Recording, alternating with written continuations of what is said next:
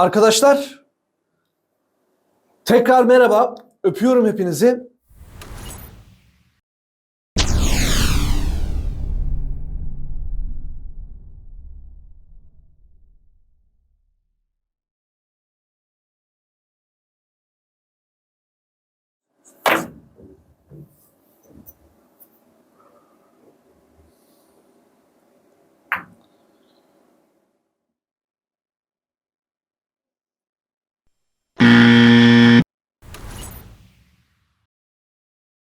Arkadaşlar gördüğünüz gibi yeni bir seriyle karşı karşıyayız.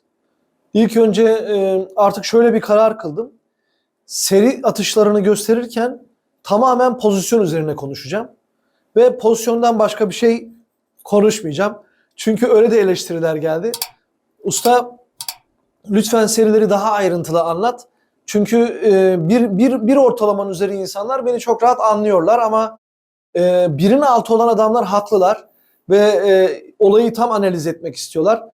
Ben hatalıda ve hatasızda nasıl yapıldığını anlatmaya çalışacağım size elimden geldiği kadarıyla. Gördüğünüz gibi birinci pozisyonu vurdum. Bu hatalı bir vuruştu. Ne yaptık? Evet, ben kırmızıyı uzun kısa uzunlar önüme aldım. Birazcık tempoyu sert vurdum. Ama diyeceksiniz ki sayı oldu. Sayı oldu ama gördünüz. Kendimi kitledim. Artı buradaki 3 numaraya ne yaptım? Hızlı girdiğimden dolayı, topu fazla tedirgin ettiğimden dolayı bak gördüğünüz gibi beyaz buraya açıldı. Yani hatalı vuruşlardaki birinci mantalite ne biliyor musunuz? Gerekli tempoda vurmamanız 1, sayıyı hayal etmemeniz 2. Topun nerede duracağını hayal edeceksiniz arkadaşlar. 3 numarayı fazla oynattığımdan dolayı gördüğünüz gibi buraya geldi. Yani tempoyu da ayarlayacaksınız arkadaşlar. Ama sayı oldu ama bitti. Ha, alınabilir mi? Alınabilir ama ne oluyor?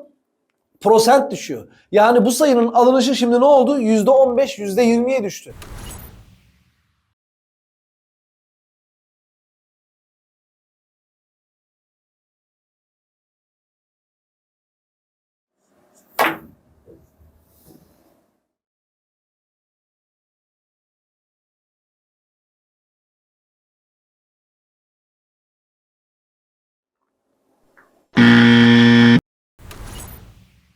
Şimdi ben size müsaade ederseniz doğrusunu vuracağım.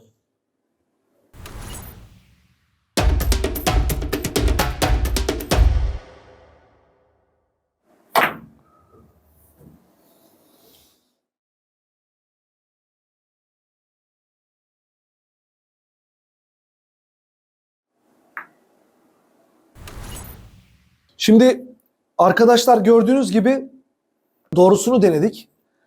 Doğrusunu denediğimde birinci vuruşta vurdum. Kırmızıya çok yavaş girdim. Ama orada bir ayrıntı var. Dikkat edin. 2 numara gitti, banta yapıştı.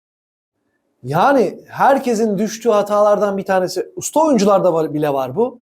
Gidiyor bu topa vuruyor.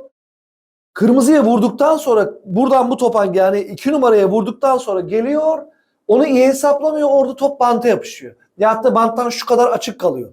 Yani onun temposunu ortadan kaldırmak için bu benim yurt dışındaki mantık. Bu yurt dışındaki bilardo öğreticileri, yani bilardo antrenörleri böyle anlatıyorlar. 2 numaranın en iyi serilerde en iyi kalması gereken yer neresi biliyor musun? Orta bölge diyorlar. Yani mesela biz Türkiye'de, ben nerede öğrendim? Türkiye'de kendi zamanında 2 numarayı köşeye yakın getirme mantıklı oynuyorduk.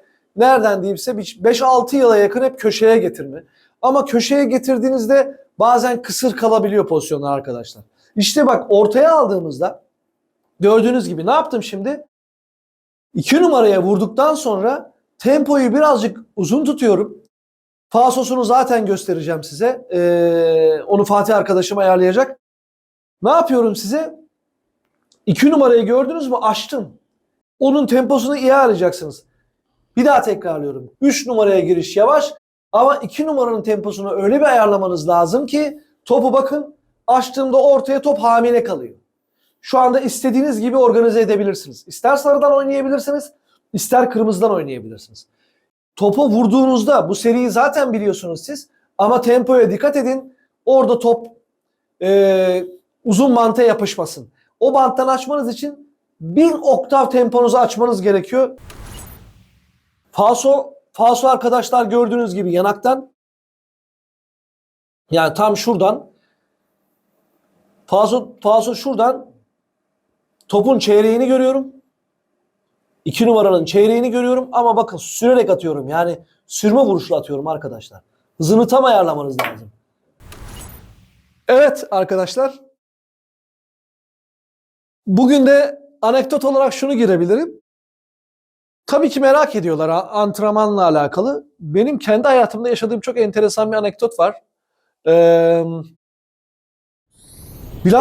Bilardoya başladım ve Türkiye dereceleri gelmeye başladıktan sonra tabii ki dedim bu iş benden olur galiba. Bilardocu olmaya karar verdim.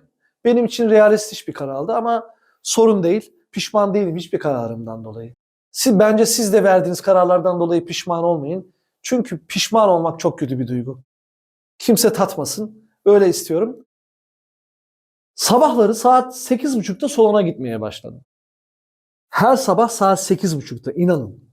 Ama o salonda çok da güzel bir kız çalışıyordu. İnanın manken seviyesinde bir kız çalışıyordu ve sabah 8.30'da salonda kim olur? Ya bizim gibi deliler olur. Ki beni deliler anlayabilir şu anda. Çok iyi bilardocular sabah 9'da gidiyorlar, açıyorlar, haberim var. Şimdi gitmeye başladım ve aylarca antrenman yapıyorum. Şimdi kendime bir plan yaptım, bir program yaptım. Bu kızcağız salonun sahibine gidiyor, kulakları çınlasın. Sami Öztavlı, onu çok sevdiğim bir abim, çok öpüyorum onu. Benim üzerinde çok emeği var. Bu kız diyor ki, Sami Öztavlı'ya gitti. Abi diyor, sana bir şey soracağım. Sami abi de geliyor bana bunu anlatıyor. Diyor ki, ya bu çocuk homoseksüel mi diyor ya? Yani gay mi diyor yani? Sonra Sami abi geldi dedi ki, bana bunu deyince şaşırdım. Abi niye öyle? Kız diyormuş ki, Sami abi diyormuş. Tamam ben burada çalışıyorum ama çocuk diyormuş, dönüp bir kere bakmıyor bana ya. Deli gibi geliyor, sabahtan saat 5-6 saat boyunca antrenman yapıyor. Şokladım diyormuş.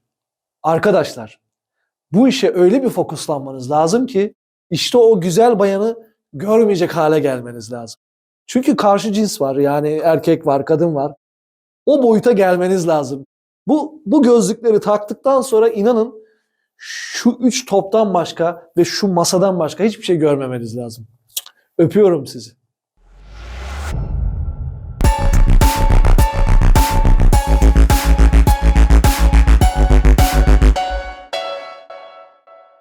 Disiplin, istikamet, kararlılık, sabırla bilardonuzu en üst düzeye taşımak adına benimle çılgın bir yolculuğa çıkmak istiyorsanız kanalıma abone olmayı unutmayın.